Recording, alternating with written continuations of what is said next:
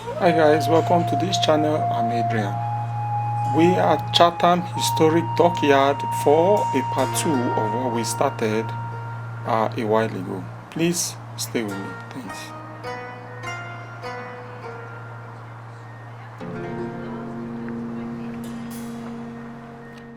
The quarters. So, of course, all the high-ranking officers had their own mess rooms and cabins, but the men had messes which they had to share. So below where I'm standing now was a mess which held 44 people. Right at the entrance, the petty officers, there were 12 of those. They had their own area with little galleys as well. And the wardroom, of course, which is only for the captain and his officers, unless it was used as an operating table in there for anybody that needed medical surgery. The messes at the back for other men. Bear in mind there was 190 men when it was bunk, when they put the bunks in, and the messes at the back now have been converted into a residential area. So on this ship today, in this 2000s, we have groups come to stay on board. So the mess has been converted as a residential area. It holds 30 students and 10 leaders, but does have a disability suite, so there is a lift on this ship as well. There you go. Okay, so this is a World War II destroyer. She was built as a replacement for the 143 that were lost during the Second World War. Over 11,000 men died, and this one was built as the emergency class, one of 96. This was built on the Isle of Wight in a commercial shipyard, J. Samuel Wright's shipyard, Isle of Wight, and built mostly by women, because by 1944 most of the men had gone to war, supervised by men of course. So when she was commissioned, her job was Arctic convoys. So she served in the Atlantic, assisting the crossing from America with goods and food to here, UK and Europe. She had 225 men on board. She's fully armed as a destroyer. She had four big guns, 4.5s, 2 at the front, 2 in the rear, and she had midship torpedoes. 225 men on board. After the Second World War, she did a few normal surveys, Mediterranean and Pacific, but then she was mothballed. That means she was shut down, put away, tucked away. But then she was brought out and she was uprated. So her midships torpedoes were taken away, and most of her hammocks, because all the men were hammock slung, were put bunks in, and she was downsized to 190 men.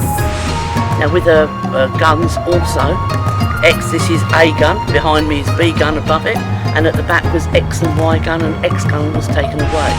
And instead of X gun, she was commissioned with CCAT system, that's surface to air missiles, and a squid system, which is depth charges, which actually replaced the midships torpedoes.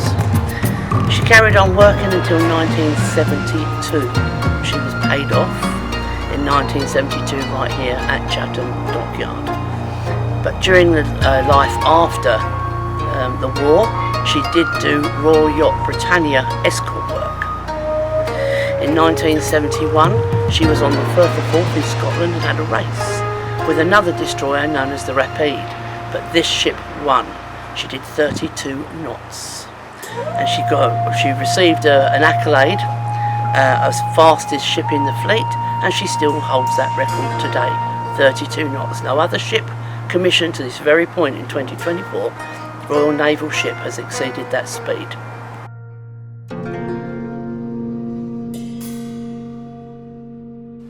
Hi guys, if you are just joining us, this is Adrian, and we are on the part B or part 2 as it may of our exploration through the Chatham Historic Dockyard, where we're looking at HMS Cavalier, or Cavalier. So if you are joining us, drop a comment and share, subscribe.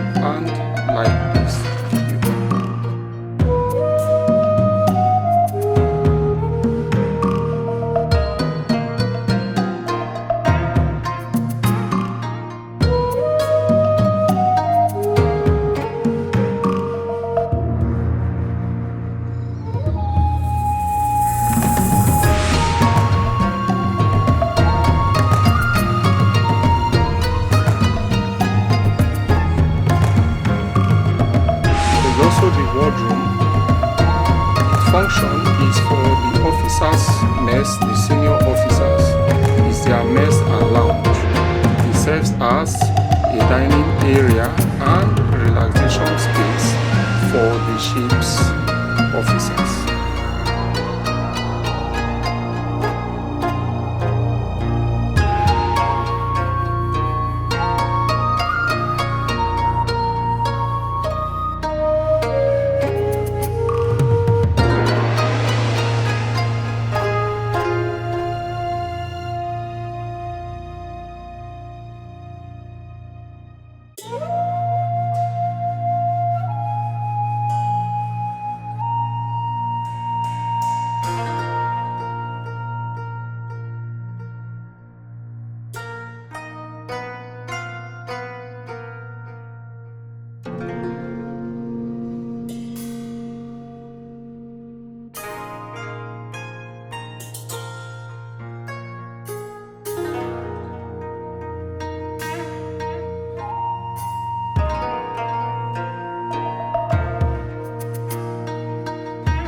There is the mess deck, which is the living quarters for the crew. The space back then were used for sleeping, eating, and socializing.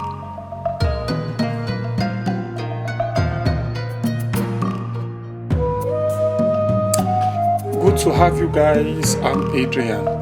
Within this period, introducing you to various parts of this ship, I also want to take my time to run through history in part. As I deliver of this ship, I still want to take time to run through this history in part, so we can also get to follow up on the history of the ship. Now, HMS Cavalier is preserved symbol of Royal Navy's destroyer fleet during the World War II and the Cold War. As one of the last surviving British destroyer of her era, she represents the service and sacrifices of the thousands of sailors who served her. Today, she serves as an educational and historical exhibits, allowing visitors to explore and learn about naval history firsthand. So I also implore you to come and see for yourself firsthand.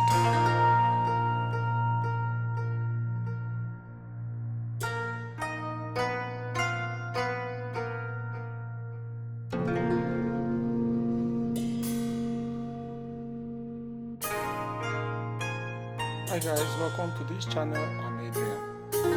We are at Chatham Historic Dockyard for a part 2 we started a while ago. Please stay fortified to support the final stages of the war against Japan.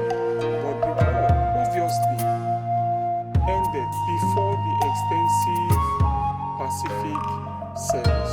Now after the war, it continued service during the Cold War, performing patrol and escort duties. Hi guys, if you are just joining us, this is Adrian, and we are on the part B or part 2 as it may of our exploration through the Chatham Historic Dockyard, where we're looking at HMS Cavalier. Now we are on the command center area, that is the area that houses the steering wheel of the ship. So this is the command center of the ship that houses the navigation equipment, communication system, and is where the commanding officer, or was where the commanding officer directed the ship's movement.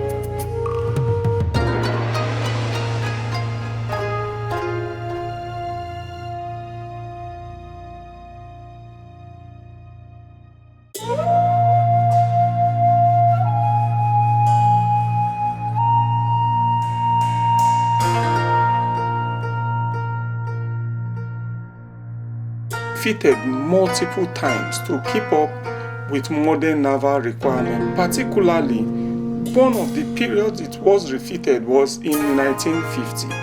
Now it served in regions including the Mediterranean and in Far East. Now the decommissioning of this Pacific fleet, it was done in 1972. It was designated as the last destroyer of World War II, making the end of an era for this class of ship.